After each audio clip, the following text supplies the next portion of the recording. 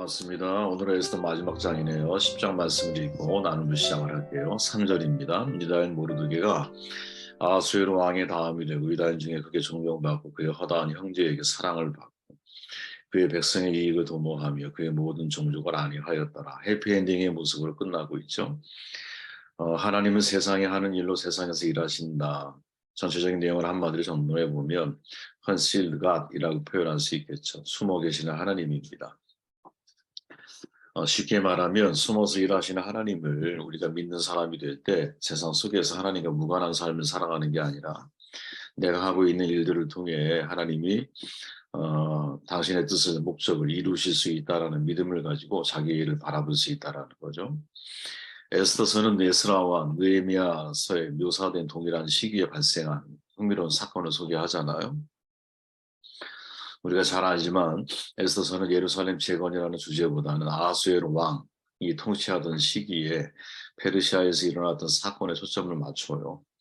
적대적인 이교도 나라거든요. 근데 그 속에서도 유대인 포로들이 어떻게 생존하고 번성할 수 있었는지에 초점을 맞추며 내용을 전개해 나가고 있죠. 처음에 이야기했듯이 에스더는 표면적으로 신학적인 성격을 전혀 띠지 않아요. 실제로 하나님이라는 이름이 단 한 번도 언급되지 않거든요. 이게 사실은 주목해야 할 포커스라는 거죠. 하나님의 이름을 한 번도 거론되지 않지만 하나님이 항상 이 배 위에서 일하고 계신다라는 것을 우리에게 이제 보여주고 있죠.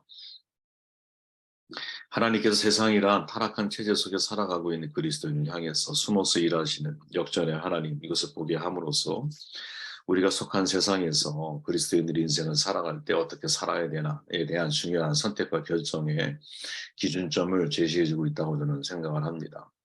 두 가지로 정돈해서 전체의 에스더를 포함해가지고 대응을 한번 정돈해보면 우리가 살아가는 세상은 만만치 않잖아요, 여러분. 그죠? 공중권세를 맡은 자 사탄이 지배하고 있는 곳이기 때문에 더더욱이 자연인, 즉 죄성에 물든 사람들이 서로가 서로의 이익을 위해서 인생을 살아가는 체제이기 때문에 어쩔 수 없이 구조적으로 타락한 체제를 만들어갈 수밖에 없는 거거든요.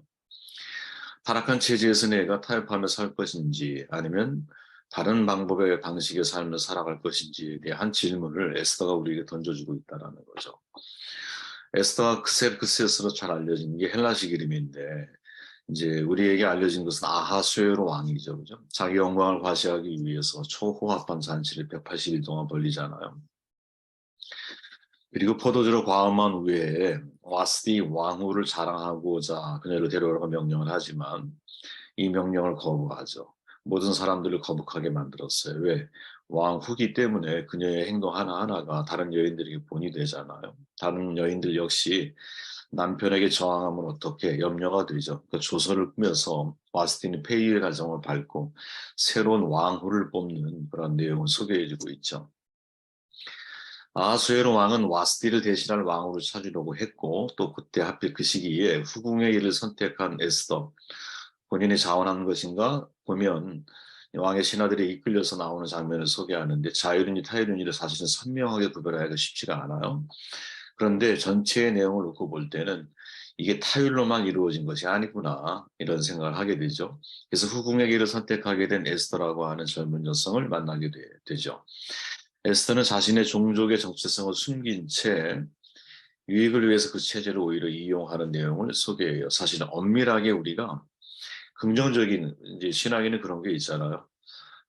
성경을 볼 때 항상 긍정적으로만 바라보잖아요. 그죠? 좋은 쪽으로만 보려고 하죠. 그러나 신학자들은 어, 이제 좋은 것만이 아니라 실제적으로 그분이 가지고 있는 그 사람이 이제 전하고 있는 메시지에 초점을 맞추려고 그러죠. 때로는 되게 비판적인 시각을 가지고 보기도 하고, 우리는 예를 들어 아브라함의 좋은 점을 보지만 또 다른 시각을 가지고 있는 사람들의 입장에서는 아브라함의 이제 명함이라는 게 존재하니까 이 둘을 다 볼 수 있어야 한다고 보는데 지금까지의 우리가 에스더에 대한 관점은 긍정적인 면이 많았지만 사실은 엄밀한 의미에서 냉정하게 이 상황을 바라보게 되면 사실은 이 뭐랄까 종족의 정체성을 숨기면서 체제를 이용하고 있는 모르드게와 에스더라고 이해할 수 있는 거죠. 뛰어난 미모 때문에 왕후의 자리까지 올라요. 근데 어느 신학자의 말처럼 에스더는 와스디에 대해서 침묵하고 있거든요. 에스라서와 느헤미야서에서 모든 유대인과 이방인의 통혼을 잘못된 행위라고 강조하고 있잖아요. 그런데 에스더서에서는 왕국의 후궁전에 들어가 이방 왕의 아내가 되는 것은 사실은 대단히 놀랄 만한 일이거든요. 여기에다 에스라의 기준을 만약에 적용한다, 느헤미야의 기준을 적용한다 그러면 완벽한 결격 사유인 거죠. 그죠? 이해가 되십니까? 그러니까 절대적인 기준을 놓고 볼 때는 에스더는 타락한 체제에 타협한 사람으로 비춰질 수 있는 거거든요. 만약에 이 에스더에 대해서 옆에 에스라가 있었다고 하면 과연 에스더를 지지하고 나섰을까? 이거는 상당히 우리가 의문을 가질 수밖에 없는 문제라는 거죠. 여러분 이런 장면을 우리가 놓치지 말아야 한다고 봐요. 에스라와 느헤미야가 보여준 율법에 대한 충실한 준수. 근데 그에 반해 에스더의 이 삶의 모습은 세상의 체제에 타협하고 있는 모습으로 사실은 비춰지는 거죠. 극명한 대조를 이루고 있는 거거든요. 그러니까 엄밀한 의미에서 에스더는 남보다 앞서 나가는 데 필요한 것이라면 무엇이든지 기꺼이 행하는 모습을 보여주고 있고 또 좀 냉정하게 말하면 와스디의 불행을 자신의 성공 기회로 삼고 있는 거죠. 세상에서 도덕적 타협은 일터에서 있는 거의 모든 크리스찬들에게 익숙한 거거든요. 여러분 직장 생활 하시는 분들은 저도 이제 그런 얘기 직장 생활 하시는 분들을 통해서 많이 들어봤는데 크리스찬이지만 크리스찬이라고 말하지 못하는 분도 계시고 크리스찬이라고 말하지만 적당히 세상과 타협해서 인생을 살아가는 사람도 많고 크리스찬이라고 말하는 것이 부끄러울 정도로 인생을 살아가는 사람도 있다 그래요. 참 씁쓸한 이야기죠. 그죠? 상사가 부하를 해고함으로 자기의 무능을 감추거나 가장 더럽고 위험한 일은 다른 만만해 보이는 사람에게 배정을 하고 그죠? 다른 사람에 대한 부당한 대우가 우리 자신에게 유익이 될 때 과연 나는 침묵하지 않고 그것을 목소리를 내고 있는 사람이냐 이런 질문을 던져보면 사실은 우리가 세상과 적당히 타협하며 인생을 살아가는 것이 사실은 우리에게 너무 익숙한 문제라는 거죠. 그죠? 과거 성공에 대해 자신의 기회를 실제 부풀리고 자기 지식을 실제보다 더 과장하고 우리가 원하는 것을 얻기 위해서 정말 이 사실이 아니라 진실을 숨기는 행위 이거를 전혀 행하지 않는 사람이 과연 우리 가운데 몇 명이나 있을까? 사회활동을 하는 사람 가운데서 쉬운 문제가 아니라는 거죠. 에스더는 더 큰 권력과 영향력에 가까이 갈 수 있는 권리를 가지고 왕국에 들어가는 거거든요. 왕국에 들어갈 때만 해도 여러분 에스더는 자신을 위해서 하나님께서 어떤 목적과 계획을 가지고 계신지에 대해서는 사실은 전혀 관심 없는 모습으로 우리에게 비춰져요. 관심이 없었잖아요. 그죠? 하나님의 이름이 언급조차 사실은 되지 않고 있다라는 것이 어, 우리가 주목해야 할 되게 중요한 내용인 거예요. 하지만 이것은 아하스웨로 궁전에 있는 에스더를 위해서 하나님께서 아무런 계획과 목적이 없다라는 뜻이 아니라 공교롭게도 그것을 에스더는 몰랐지만 에스더의 사촌인 모르드게는 오히려 유대인의 율법에 더 준수하고 정통하고 훨씬 더 양심적으로 바라보는 거죠. 이 때문에 모르드게가 머지않아 아하수에로의 최고의 관리 하만과 갈등을 빚게 되는 거야, 사실은. 하만은 모르드게뿐만 아니라 온 유대 민족을 말살할 계획을 세우잖아요. 그리고 그것을 모르드게가 에스더에게 전달을 하죠. 그런데 그 민족 전체가 말살될 지경에 처했음에도 불구하고 실은 에스더의 모습만 딱 놓고 보면 대단히 냉정한 여인처럼 보이죠. 그죠? 자기 쥐 목숨까지 위기에 처할 수 있는 상황이 분명해. 실제로 에스더는 30일 동안 왕의 부름을 받지 못한 상태였어요. 이런 상황에서 왕의 부름 없이 자기 민족을 위해 개입하는 것은 너무나 큰 위험이 뒤따라올 수 있는 거거든요. 그때 모르드게가 두 가지 주장을 하죠. 첫째는 에스더의 개입 여부와 상관없이 너의 목숨 자체가 위험해. 4장 13절에 보니까 너는 왕궁에 있으니 모든 유다인 중에 홀로 목숨을 건지려 생각하지 말아라. 두 번째는 내가 왕후 자리를 얻은 것이 이때를 위함이 아닌지 누가 알겠냐. 14절. 이 두 가지 주장으로 말미암아 에스더의 태도가 완전히 바뀐 거죠. 전후로 구분되어질 정도로다가 태도가 바뀐 거야. 전에는 사실은 자기 민족에 대해서 마음속에 내가 지금 이 자리에 있는 것이 과연 무슨 상관이 있느냐. 그리고 모르드게의 말을 가지고 이제 추측을 해보면 내가 왕궁에 있으니까 나의 목숨은 안전하지 않겠는가라고 하는 안도감을 가지고 있었던 것 같아요.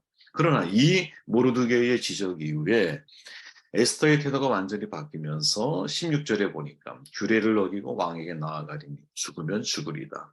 우리는 이것만 기억하는 거죠. 그 이전에 살아왔던 에스더의 삶의 모습과 태도 속에서 좋은 거 말고 좀 어둡고 부정적인 이야기들을 살펴보면 사실은 이러한 적당한 세상과의 타협의 모습이 누구에게 에스더에게 있었다라는 거죠. 그죠? 자기 이익 이게 더 큰 관심이었고 다른 사람의 일 별로 관심이 없었던 어떻게 보면 되게 출세를 지향하려고 하는 야심가의 모습으로 에스더가 이전에는 인생을 살아왔는데 어떤 결정적인 위기의 순간을 만나게 되고 이것이 나의 지위뿐 아니라 목숨까지 위협할 수 있다라는 판단을 하게 되자 이제는 전혀 다른 삶의 선택을 하게 되는 모습을 보여주고 있다는 것이죠. 그래서 두 번째 우리에게 던져주는 도전이 뭐냐? 바로 이거예요. 타락한 체제에서 내가 세상과 타협하며 인생을 살아가는 그리스도인일 수도 있지만 어떠한 이유인지는 모르지만 어떠한 계기일지는 모르지만 하나의 계기를 통해서 내가 세상 속에서 구별되어지는 때가 있구나. 세상 속에서 진짜 목숨을 걸어야 할 어떠한 자리에 하나님이 나를 세울 때가 있구나. 그때 내가 해야 할 일이 뭐냐. 세상을 변혁하며 살 것인가에 대한 도전에 답을 해야 한다라는 거죠. 모르게 주장은 여러분 에스더의 본능을 호소하고 있거든요. 첫 번째 주장은 너 자신의 생명을 보호하지 않겠느냐 이렇게 말하는 거죠. 너는 유대인이야. 만약 모든 유대인을 몰살하라는 명령이 내려지면 너도 결국에는 영원히 숨길 수는 없으니까 발각돼서 죽음을 면치 못할 거야. 이렇게 말하는 거. 두 번째 주장은 운명적 사명이 호소하고 있는 거죠. 야, 내가 왜 수많은 여인 중에서 왕으로 간택받았는지를 생각해 봐라. 네가 왜 넷이 해계에게도 은혜를 입고 또 그 수많은 한 400여 명 되는 여인 가운데서 그죠? 요세푸스에 의하면 400여 명 되는 그 후궁들 가운데서 하필 너를 특별하게 더 사랑스럽게 여기게 되었는지를 생각해 보라는 거예요. 어떤 게 에스더의 마음을 바꾸게 만드는지는 몰라요. 아마 단계적으로 변화시켰을지 모릅니다.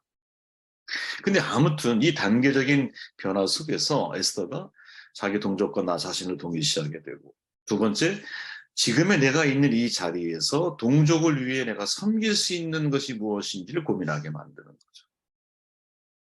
그죠? 이제 에스더가 바뀐 게 내게 주어져 있는 지위, 재산, 목숨을 나를 위해서만 사용할 수 있는 게 아니구나. 이게 이것을 가지고 내가 백성을 섬길 때 내 목숨도 유지가 된다라는 생각을 하는 거지.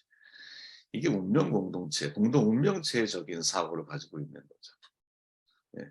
내가 여유 있는 것은 여러분, 여유 있는 삶을 나만 즐기라고 있는 게 아니라는 거예요.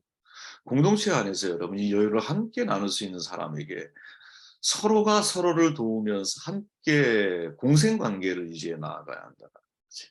그죠? 어, 예전에 에스더의 모습을 보면 신실하게 율법을 지키는 사람이 아니야, 사실은. 그죠? 어떻게 보면 기회주의적인 마음도 있었을 것이고, 그죠? 그리고 야심가적인 그러한 마음도 가지고 있었어. 그리고 타인보다는 나의 안위를 먼저 생각하는 삶의 태도를 가지고 있었어. 그런데 중요한 게 뭐냐? 그럼에도 불구하고 하나님의 에스더를 사용하신다는 거죠. 저는 여러분, 우리가 크리스천이든 아니든 간에 많은 사람들이 성공적인 경력을 쌓기 위해서 세상을 살아가면서 도덕적 혹은 윤리적으로 타협을 할 수밖에 없는 상황들이 끊임없이 벌어진다고 보고 우리 역시 여러분 에스더와 같은 상황에 놓여 있기 때문에 우리가 사는 세상 타락한 체제를 가지고 있잖아요. 나도 모르는 사이에 세상에 내가 이제 적응해서 살아가다 보면 나도 모르게 타협을 하게 되고 타협을 할 수 있는 상황에 직면하게 되는 거. 그런데 그 속에서 내가 타협을 선택할 것이냐 아니면 그 속에서 하나님이 내게 주신 사명이 무엇인지를 돌아보며 이때를 위해서 하나님이 이 자리에 나를 세우신 이유가 뭘까? 이 질문을 가지고 나의 상황들을 바라보기 시작할 때 우리의 삶의 변화가 있는 거지. 여러분 성경 전체 이제 에스라, 느헤미야, 에스더 전체를 놓고 세 권을 전체를 놓고 보면 이 세 권이 우리에게 전하는 메시지가 아주 분명하거든요. 그죠? 어, 제일 마지막 부분인데 공통점들이 있어요. 페르시아 왕들과 그 외 정부 관리들을 등장시키고 있다는 거. 그러니까 세상에 있는 세상 사람들을 등장을 시켜. 그리고 적대적인 환경 속에서도 페르시아 왕들이 유대인들에게 도움을 주고 있다는 거예요. 두 번째. 그리고 세 번째는 자신의 조국을 위해서 처음에는 그런 마음이 아니었어. 처음에는 내가 높은 지위, 높은 자리에 있는 거야. 나는 안정된 자리에 있어. 하지만 벌어진 사건이 동족의 아픔과 어려운 상황을 목격하게 되었을 때 누군가 거기에 시대적인 사명을 삼는 사람들을 통해서 하나님이 일하신다라는 거죠. 경돈에 보면 하나님은 택하신 백성뿐 아니라 모든 이의 삶에 개입을 하고 계세요. 심지어 이방 왕들의 마음을 감동시키세요. 그리고 다양한 지도자들에게 영감을 주셔서 하나님의 목적을 이루어 가게 하셔요. 그것이 스룹바벨에게는 성전 제거, 에스라를 통해서는 율법 제거는, 느헤미야를 통해서는 성벽 제거는, 그리고 모르드게와 에스더를 통해서는 이들은 비록 귀향한 사람들은 아니지만 적지에 남겨진 사람들이지만 이들을 통해서 동족들의 구원을 이루어 가신다라는 거지.